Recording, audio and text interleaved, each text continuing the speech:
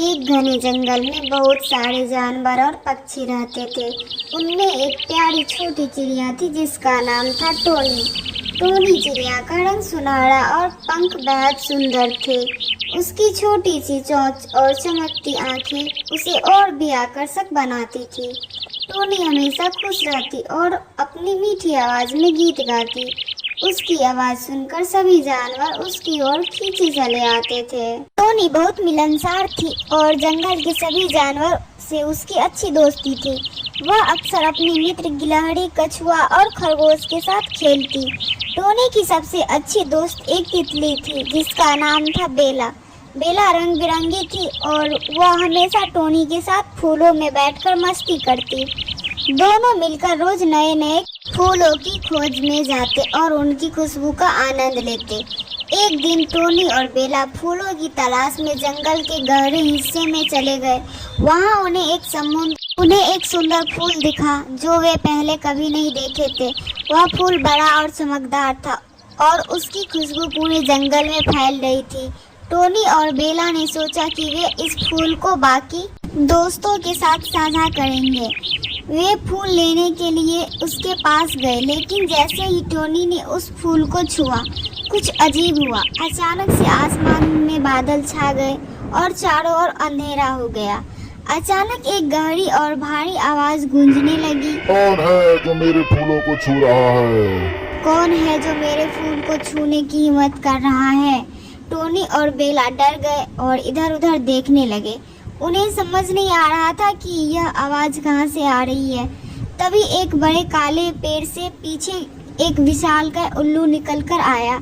उसकी आंखें लाल और बड़ी थी और उसके पंख रात की तरह काले थे। वह उल्लू था इस जंगल का राजा जिसे सभी काली रात कहते थे। काली रात ने टोनी और बेला को घूर कर देखा और बोला, यह मेरा फूल है, इसे कोई नहीं छू सकता। अगर किसी ने छुआ तो उसे सजा मिलेगी। टोनी ने साहस जुटाकर कहा, हमें माफ कर दीजिए, हमें नहीं पता था कि यह आपका फूल है। हम सिर्फ इसे देखकर खुश हो रहे थे। काली रात ने थोड़ी देर सोचा और फिर बोला, ठीक है, मैं तुम्हें माफ करता हूँ, लेकिन इसके बदले तुम्हें मेरे लिए एक काम करना होगा। टोनी ने पूछा, क्या काम करना होगा? काली रात ने कहा, जंगल के उस पार एक झील है जिसमें एक जादुई मोती छुपा हुआ है। मुझे वह मोती चाहिए। अगर तुम वह मोती मुझे लाकर दोगी तो मैं तुम्हें जाने दूंगा। टोनी ने यह सुना और उसने अपनी हिम्मत दिखाई। वह बोली, ठीक है, मैं वह मोती लाकर आपको दूंगी। टोनी और बेला ने अपनी यात्रा शुरू की। वे झील की ओर चल पड़े और जंगल के दूसरे छोर पर थी। कठिनाइयों का सामना करना पड़ा। उन्होंने घने जंगल, कांटों से भरे रास्ते और तेज धाराओं वाली नदी को पार किया, लेकिन टोनी की हिम्मत और बेला की मदद से वे आगे बढ़ते गए। अंत में वे झील तक पहुंच गए। झील का पानी चमकदार था, जैसे उसमें हजारों सितारे टिमटिमा रहे हों। टोनी ने झील में देखा और उसमें एक चमकदार मोती दिखाई दिया।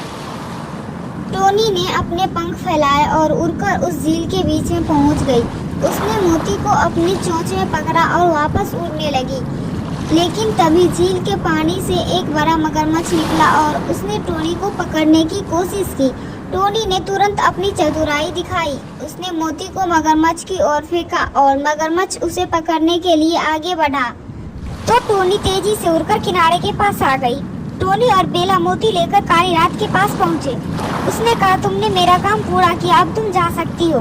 लेकिन तभी टोनी ने कहा, नहीं, पहले आप वादा करें कि आप इस जंगल के सभी जानवरों के साथ हमेशा अच्छे से पेश आएंगे और उन्हें कभी नहीं डराएंगे। काली रात ने टोनी की बात सुनी और थोड़ी देर सोचा। ठीक है, मैं वादा करता हूँ कि अब से सभी के साथ अच्छे से पेश आऊंगा। तुमने मुझे यह सिखाया है कि सच्ची खुशी दूसरों की मदद करने में है, ना कि उन्हें डराना।